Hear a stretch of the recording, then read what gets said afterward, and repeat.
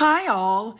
Everything in my video is pulled from the public domain, and I am using them under the Fair Use, Fair Dealings guidelines. Everything I say is my own opinion. You should look into this information for yourselves, but I'm pretty sure I'm right. Good morning, you guys. We have a lot to cover again today, and I have to say, as you're about to find out in this video, I am so disappointed in this one person. I never thought that this person was a liar, and now I'm just like shaking my head. So yeah, let's just jump in and go, shall we? Let's go. We are starting off with the fabulous news. It has been confirmed that Sophie Wessex and her husband Prince Edward are going to be attending the Royal Variety Performance this year for the first time ever, after Prince William and Princess Catherine attended last year. Their sold-out show will take place on December 1st, and I think it's very fitting that Sophie and Edward are going, because this is the charity where the late Queen Elizabeth was the sole patron. How wonderful is that? I can't wait to see what she wears. Yeah, I'm all into that. All right, moving on. Next up, Queen Consort Camilla held a reception for winners of the Queen's Commonwealth Essay Competition 2022 at Buckingham Palace. She recognized young and talented writers from across the Commonwealth, and she's expected to pay tribute to the power of literacy and bringing people together. Here's a little video clippets for you. Watch this.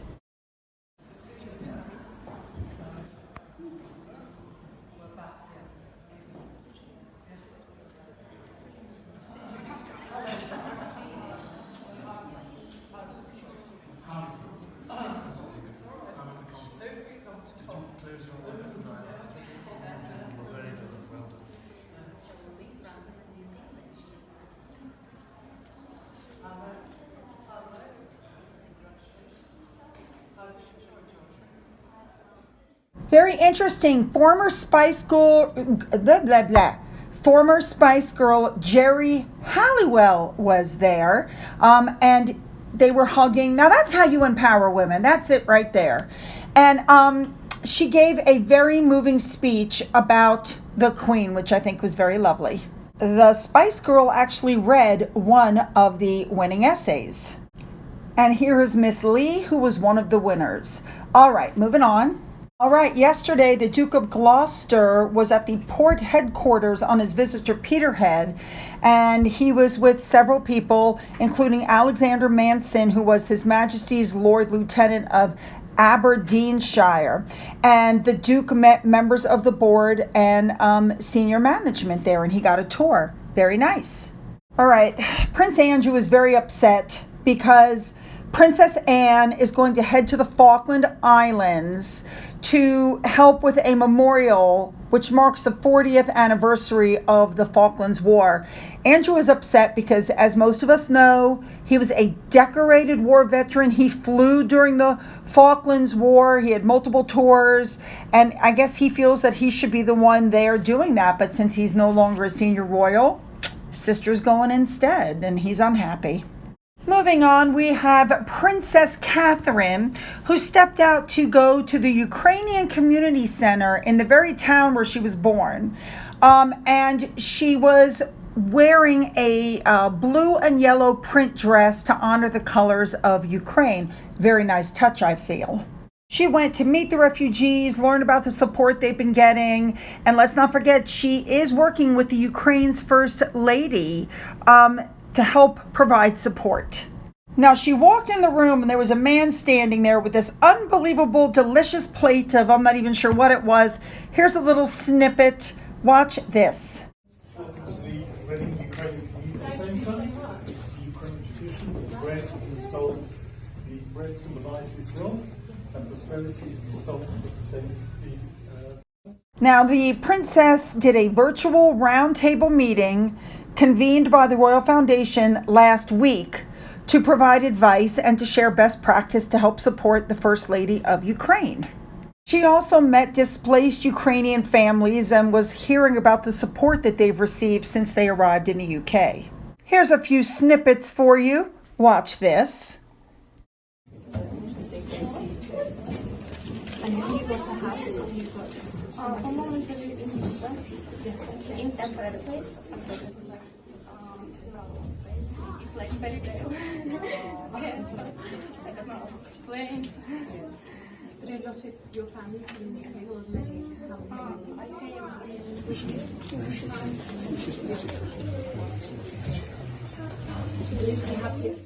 And of course, after that, the fun started for Catherine. You know how she is with the children.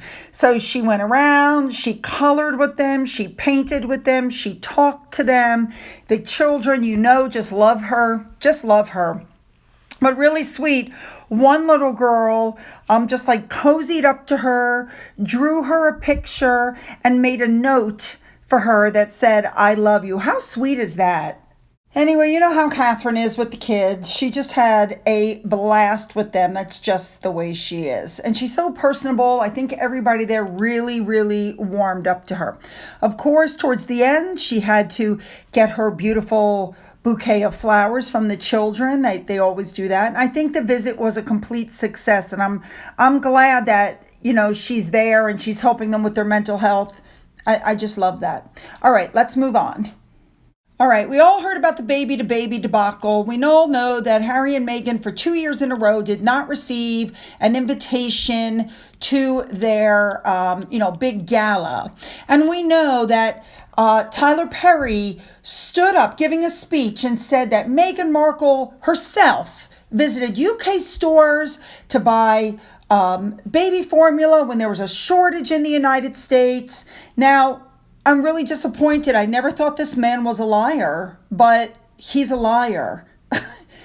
Anybody that believes that Meghan Markle, while she was in the UK for the Queen's Jubilee in London, while the place was packed with people, and that she herself went store to store looking for the baby formula, and this is one of the wealthiest men who has his own production company.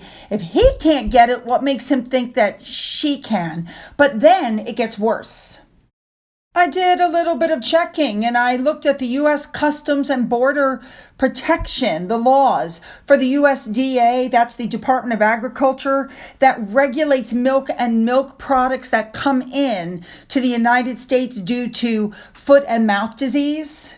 If you're traveling, it says right here, liquid milk and milk products intended for infants as young children is admissible if it's reasonable and small quantity for just a few days use.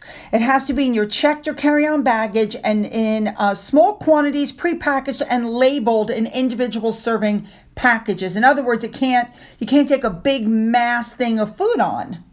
And it says very clearly that infant and baby formula can be sent to the United States without prior sanctions by the FDA as long as the facilities where it's being, produced, store and handle the products are registered with the FDA. In other words, they have to prove that they meet our standards.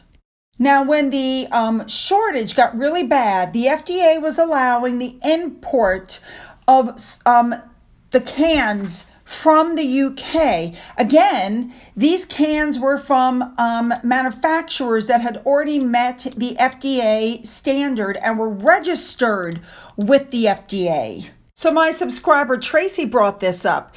Meghan was shopping for baby formula. She said, "I'm in the UK. I have many American friends, and I spent about 100 pounds on baby formula tubs with the intent to ship them to the United States, but I didn't. I couldn't because customs doesn't let you ship food without prior warning, extensive testing on the product, and I was left with no choice but to donate it to a local food bank." You can fly with some in your luggage, but you have to give prior warning and you can only take a certain amount. So how did that happen?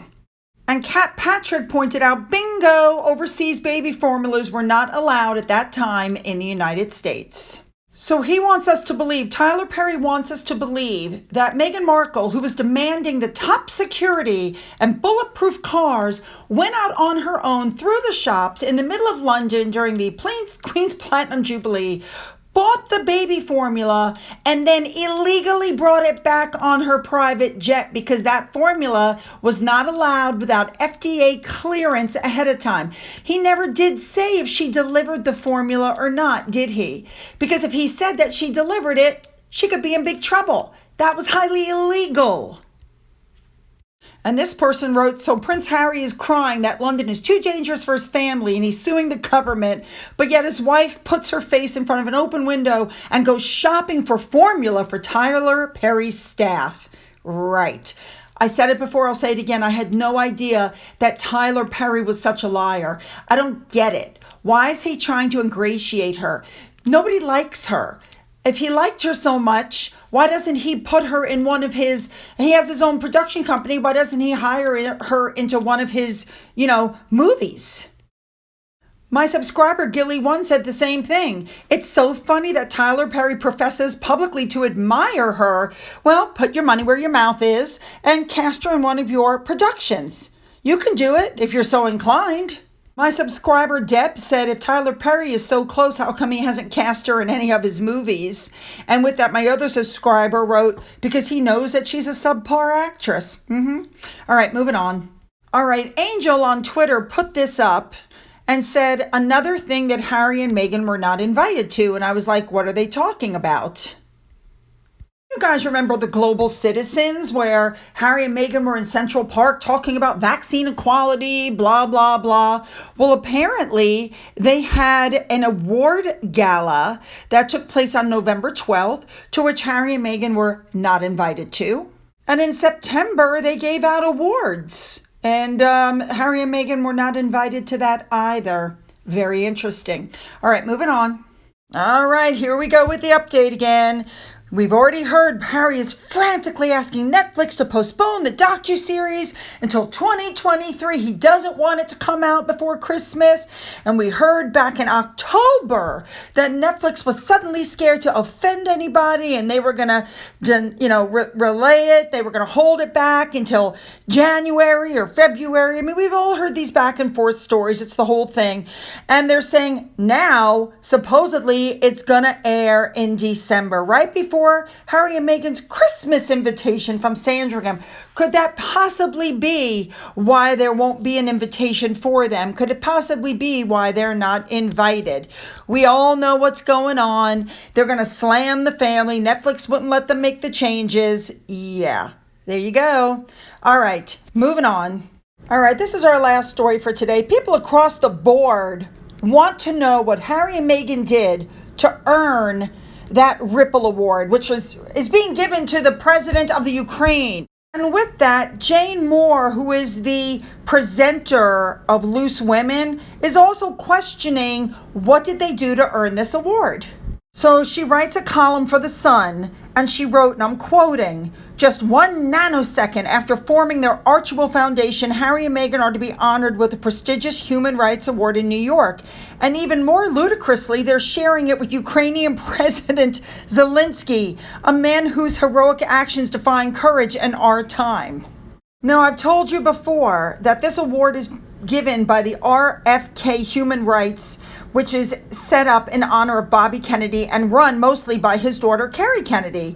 And Kerry's brother, RFK Jr., has commented he found the decision to award it to them bewildering. Like, even her own brother. Okay, so anyway, Jane goes on to suggest there is a connection, which I already told you about.